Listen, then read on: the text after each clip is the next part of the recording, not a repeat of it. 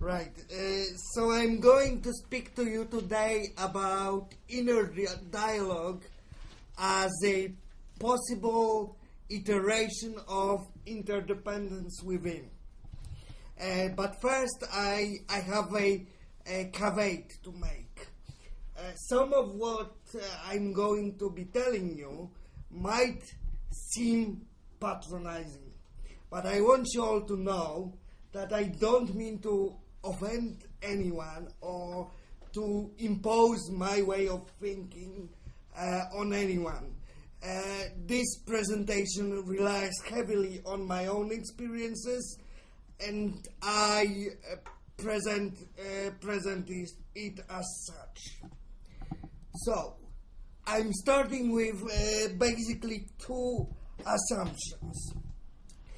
I'm arguing that there are some problems, and I mainly mean problems with regards to your identity, your place in the world, the work you're undertaking, that you basically need to deal with yourself.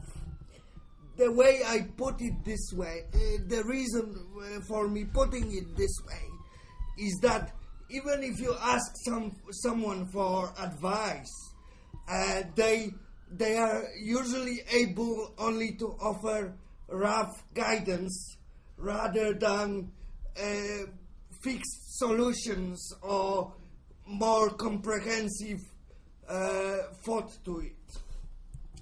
So I start off like this, and this can indeed be or feel as frustrating, disempowering, demobilizing, or as if you were alone with a given problem. And I'm saying this from my own experience, because at various points of my academic journey, I felt all these feelings. And by the way, I'm not ashamed to assert this, because ultimately it made me stronger. And yet, I argue that we or you have it within yourself to overcome that. And those of you who know me probably know that overcoming is not my favorite word. But what I'm proposing here is not your average psychological or ableist blabber, basically, that you might be used to hear on a daily basis about self-improvement, self-help, or the like. What I instead encourage you to embrace is to have the courage to embrace your inner voices. And it really, really does take courage to do that in our basically normative and sanist world, because many of us might fear being dubbed mad or something like that. For me, this journey of embracing the voices started, and I know this precisely, on December the 10th, 2014, when I asked my friends on Facebook the following: How is one supposed to find their voice when one does struggle not only with the myriad of theoretical perspectives, but with the messiness of his own identity? More specifically, my disability is a constant. However, my perception of it is fluid, but sadly not due to the incorporation of new productive ideas, but rather due to regressing to ideas that are oppressive yet familiar. And at this point, I want to point out that the encouraging message of support and love, indeed, that I received below this status is beyond of what I could hope for. But then again, there is one comment that was particularly helpful, and I won't point fingers, but the person who made this comment is here today. She asked me basically if I tried to set up an argument between my oppressive self, which I so badly wanted to transcend, and the proud creep self that I wanted to embrace. And I wasn't too convinced about that, because the oppressive self didn't really have academic arguments, and I wasn't sure if such a discussion is possible, because this oppressive self was mainly what he was saying to me actually were the ideas around who or what I should be. And as the slide says, those ideas or visions were mostly idiosyncratic. But then again, I was having one of my writing blocks, and I really was prepared to embrace. Well, this word comes up pretty much, to embrace any approach that could help me transcend that writing block, right? So this way, basically my inner critic and my creep side were conceived, and particularly the greenness of creep side is not coincidental, because green is the color of hope.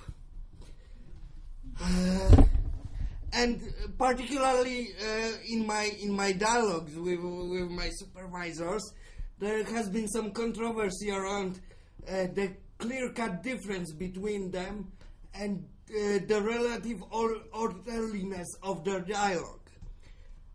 While I understand we typically conceive of inner dialogue as something not that orderly or hardly distinguishable, it was immensely important for me to have these two figures that basically argued with one another as per suggestion of my colleague and friend. I'm sorry, that's one too many. So, my inner critic can be said to be akin to Slater's Mr. Reasonable.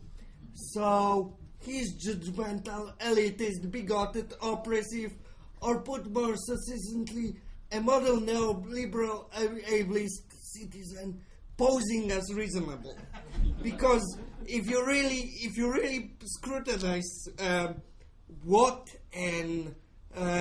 a reasonable citizen is, and this is Slater's argument, all these negative characteristics came up, and those apparently reasonable try to convince us that they are only being reasonable, whilst denying that they are actually oppressing people.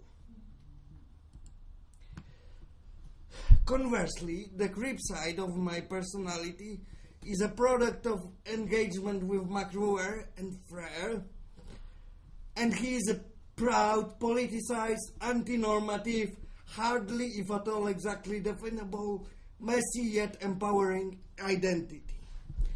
And I've actually mentioned this in a chat to a friend recently that I came to the UK with a very normative stance.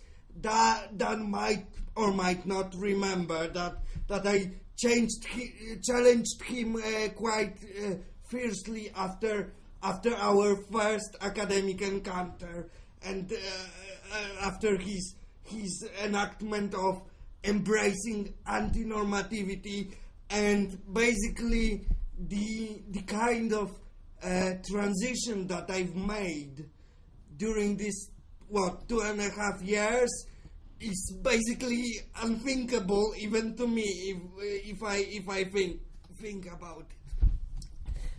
But the point I definitely want to make is that I wouldn't be able to use so many powerful, I think, words to describe my crib side if it was not for the inner dialogue I've been having and the struggle that preceded it. Next, I wondered whether such inner dialogue can be considered a method for self-empowerment. And I strongly hope it does, because it, however cliched this might sound, it worked wonders for me. First, it prompted me to be reflexive and thoughtful. It enabled me to revise or to begin revising some of my idiosyncratic beliefs, because it is a continual process. It isn't finished as of yet, and I don't think it will ever be completed as such. It also enabled me to reference non-traditional sources, such as Facebook discussion that I sort of shared with you before. But most importantly, it has turned what once was a chore that I had agreed to do into an exciting and insightful journey with a potential of fostering innovation. I'm honest with you, I would never have thought that I would foster innovation whilst coming to the UK to first get my master's and then study for a PhD. And I'm doing that, and I personally think it's very cool. But there are some drawbacks to this approach as well. I'm arguing that most natural scientists or essentialists will likely not appreciate your hard work, because it is a hard work. The amounts of emotional labor you need to put in to have a something to present is often very, very big, and you will not generate numerical data or statistical data that could be used in drafting policies or changing the world. TM, because I assume that this is a very, very slogan, changing the world, and it kind of, took away, it's been used in the contexts that are not really changing anything, and I think we've lost the true meaning of it under the way. But I would argue that it is still possible to change the world, and I strongly hope that at least some of the audience here are prepared to put up a fight to change the world, because it would be a proper fight and a hard one, because as it says on the slide, sadly numbers tend to speak louder to these in power than individuals or collectives. And now we got to a bit of a patronizing bit, because I was actually self-conscious about putting this on the slide, because I know this comes with a lot of different assumptions, not all of which I am on board with, but then again I strongly believe that to really put up this fight I'm speaking of, you have to have plenty of charisma, and then you may succeed. And I strongly hope that this inner dialogue I'm speaking of is at least one way to try and find it within you. I know one thing I know for a fact. I don't like the notion of a fact either, but one thing that I know for a fact is that it helped me immensely to find this within myself. I didn't anticipate that I had it in me, really, and I'm not just flirting with the audience. I'm serious. Okay, so wrapping up, I tried to present inner dialogue as a resource for both personal and professional development, because clearly for me it works on both these levels, and who knows on how many levels beyond that. I hope I showed a productive way to use Facebook. And I also considered advantages and drawbacks of employing inner dialogue in research. Thanks.